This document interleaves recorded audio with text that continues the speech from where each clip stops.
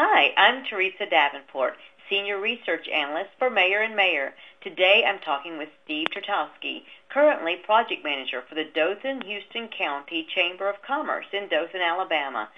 Steve is the former Grant Administrator for School to Work and Career Chair of the Region 10 Workforce Development Council, a member of state and local workforce investment boards, author of Regional State of the Workforce Annual Update, and a member of NAWDP. Steve has a Ph.D. in aeronautics and is an adjunct instructor at Embry-Riddle Aeronautical University. Wow, Steve. So I've known you for several years, but now I'm wondering, I didn't know about your Ph.D. How did you get from aeronautics to economic and workforce development? Well, I came into the military in 1969 and spent almost 30 years in the military. At that time, I came in right out of high school. Of course, I had the GI Bill.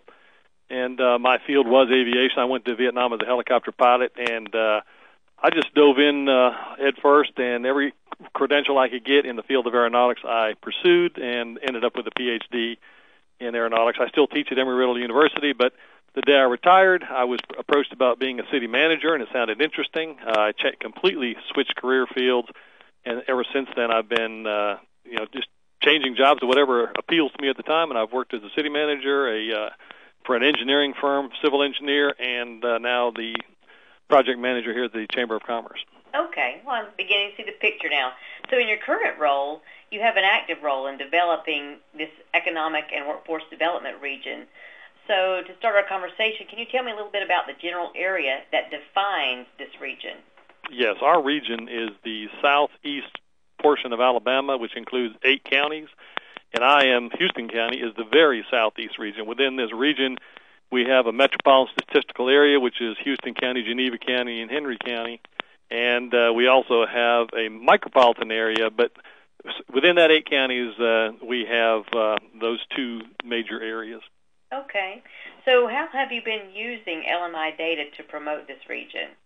Well, we respond to a lot of requests for information from various companies that are thinking about coming here, and LMI is always something that they're going to inquire about. So we provide them everything they ask and much, much more. We do an annual State of the Workforce document, which includes much LMI information that is just extracted directly from the site and put in there. But we also use reports that are contracted out from the state to include the underemployment reports. We include a lot of information also from the Bureau of Economic Analysis. Every bit of information we can get that basically paints a picture of who we are, what our capability is as far as human capital, we include in that document. And we respond to all these requests for information with as much detailed information as we can. Okay, so you're using this information that you're compiling to promote this region, which is where we began that question, correct? That is correct. Okay, so who typically is receiving this information? Well, typically the receivers are companies that are thinking about locating here, and one of their primary concerns, as always, is labor availability. And they also want to know not only how many people are here total and are available for work, but what skill sets they have. So we try to provide them that to the best of our ability. Okay. And usually that goes along with, we analyze what occupations we have here using the Bureau of Labor Statistics data, and then we go in and see what skill sets they have that may crosswalk to another occupation. Right. Well, that brings me to ONET, which has been a common theme in our conversations over the years. How do you use ONET in your data gathering? Well, we use it in several ways. One of the primary ways we use it is to ensure that when we, as a local workforce council, submit for any kind of approval, funding, or assistance for a particular project, whether it be a new class, a startup program, that it is in fact meeting the requirements of the state, which is it means it has to be a high-demand, high-paying job or high-wage job. They don't really define high wage, but the high demand, we can go into ONET and look at the state and see if, in fact, that does qualify. And we've had to turn down a couple applications when people didn't do their research ahead of time.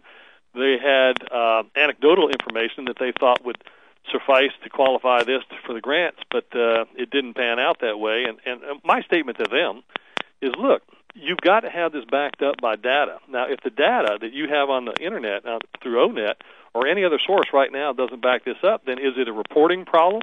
Is it something that is not being submitted to up the chain? And if it is, then it needs to happen. One particular area we had a problem with here was our aviation aerospace industry was really being underreported here. So I called the state labor market information and said, hey, why is this underreported? Because as soon as it's underreported, the teachers here aren't pushing that as an occupation that students could get into and expect to have a job in that career field.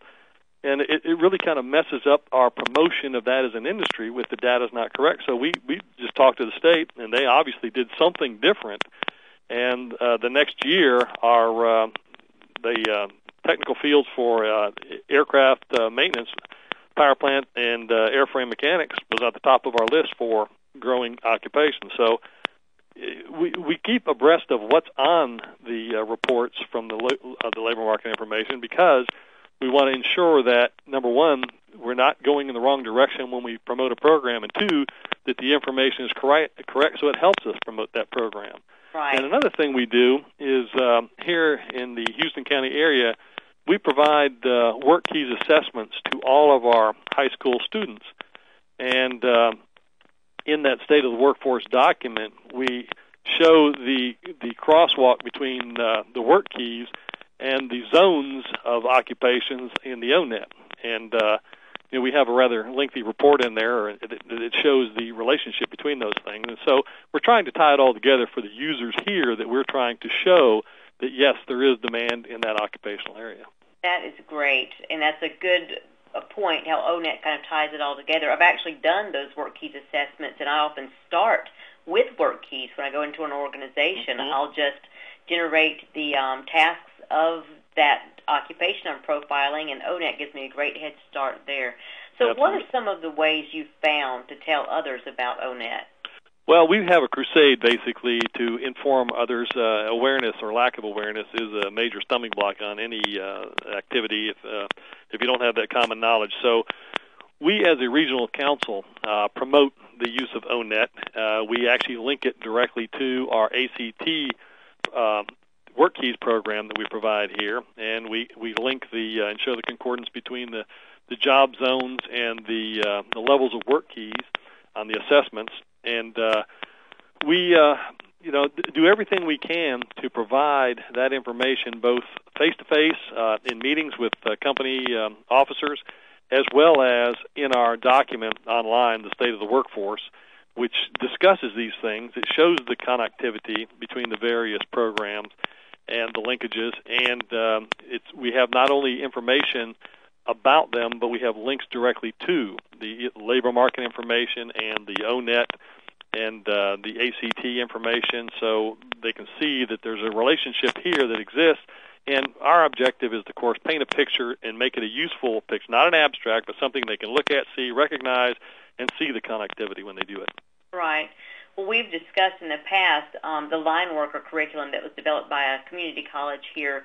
Could you tell me a little bit about how you've linked them, that situation with ONET? I certainly will. And I was approached about the line worker program, and it was asked basically to come on board and support the grant request to establish the program. And, of course, the first thing I did was go online to ONET and see for Alabama what was the need there. Now, they had anecdotal information that indicated there was a high need, that many of these line workers are going to retire, but that was not reflected in the information that we were getting on ONET. And my statement to them was, look, I have to have data for me to approve of this and to back you up on it, and your anecdotal information is not sufficient. But if, in fact, your information is correct, then you need to find out where is the stumbling block between here and there and get it corrected, because somebody is obviously not reporting, or it's not being received what your actual needs are, because they're not reflected in the current data. And they understood that.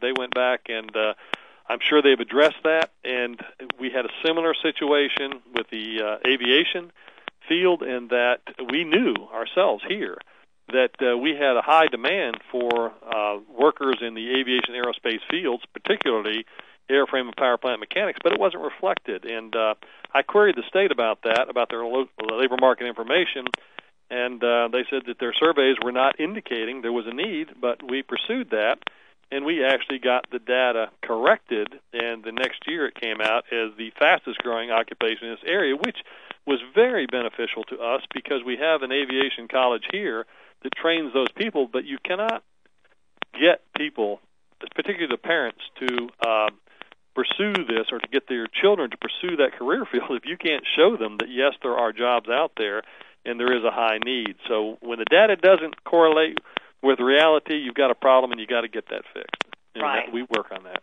Right, and clearly you've shown how ONET is a key in doing that. If others are interested in seeing that website, can you give the web address? I certainly can. Right now it's on www.wpri.info, and that WPRI stands for Wiregrass Policy Research Institute, and in there it's in the local economic picture. There's some links on the right-hand side. Now, we also have it available on our chamber website, but I don't directly control that website, so the one on the WPRI site is up to date. The one on the chamber site will be shortly. Right now, it's the 2009 report, but that is www.dothan.com. Dothan is D-O-T-H-A-N. Okay. Well, Steve, thanks for sharing with me today about how ONET is being a powerful tool in impacting this region and workforce development and economic development in this region. If others would like to contact you, if they have questions for you, how would you like to be contacted? Email is the best way, and my email is Turkoski, that's Turkoski, @dothan.com. Okay, great, Steve. Thank you so much for your time today. Thanks, Teresa.